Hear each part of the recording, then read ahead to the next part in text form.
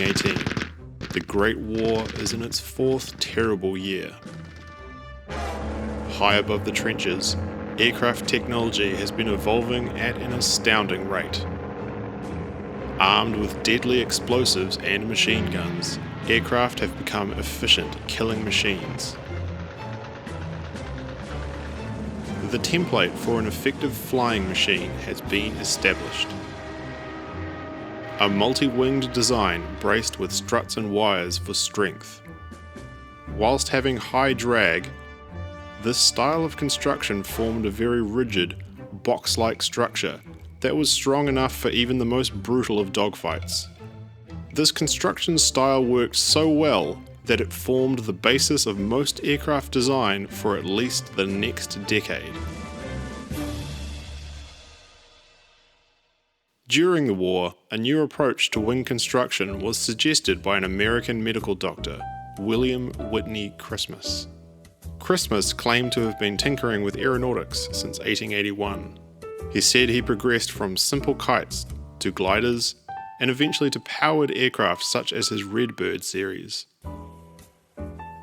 He claimed to have flown these in 1908 and 9, which would have made him one of America's earliest aviators.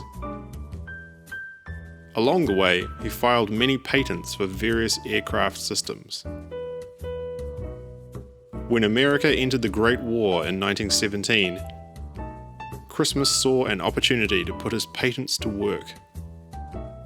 He envisaged a high-performance warplane, one taking inspiration from nature. He theorized that a modern aircraft should have a wing that was highly flexible, like a bird. By not using struts or bracing to support the wings, he knew that the aircraft would have low drag and therefore be very fast. It was no surprise that this aircraft's name was the Christmas Bullet Flexible Aeroplane. The flexible wing concept was the complete opposite of conventional thinking at the time. Aircraft development has always been an expensive business, so Christmas reached out to investors to bring his concept to life. Soon, Henry and Alfred McCory, successful New York businessmen, were funding the project, keen to profit from the war's need for more aircraft.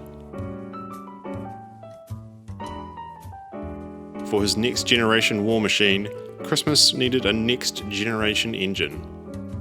Through his connections in the US Army, he managed to borrow the first prototype of the cutting-edge 215 horsepower Liberty L6 engine. He was clearly instructed that this engine was to be used for ground testing only. The finished aircraft was to be turned over to the Army so they could test it in the air. By most accounts, the Bullet's construction process was chaotic. It was built without complete drawings from Christmas and used timber and steel that was considered to be of poor quality. The completed Bullet seemed to be more in the style of a full-scale mock-up than an actual flyable prototype. Keen to see his creation take flight, Dr. Christmas showed the Bullet to a number of test pilots. The tiny rudder, strangely rigid elevator, and the completely untested wing design caused many test pilots to decline. Eventually, one with combat experience, Cuthbert Mills, agreed to take the Bullet through its paces. Not long after leaving the ground, the Bullet's wings sheared off and it impacted the ground nose first. Tragically, Mills was killed as his mother watched in horror. Destroyed in the crash was the Liberty engine that Christmas had borrowed from the Army. Presumably, Christmas thought that the test flight would be such a glorious success that the Army would forget about his promise to not use their engine in the air. They were not pleased. Strangely, Christmas was not deterred by the utter failure of the Bullet prototype. Within months, a second one was built. He put it on display at the New York Aero Show, describing it as the safest, easiest controlled plane in the world. guaranteed speed 200 miles per hour. All these claims had no basis in reality, as this speed would have made it the fastest aircraft in the world. Clearly, Christmas was a very persuasive person, because he managed to find a test pilot for the second Bullet, Captain Ellington Jolly of the Royal Air Force. It's unclear how structurally different the second aircraft was, but the end result was similar. The machine got airborne but collided with a barn. Bullet number 2 was destroyed, and Captain Jolly was killed. Reports suggest that a lack of proper elevator control prevented the aircraft from climbing. The only positive aspect of that day was that this time, the pilot's mother was not in attendance.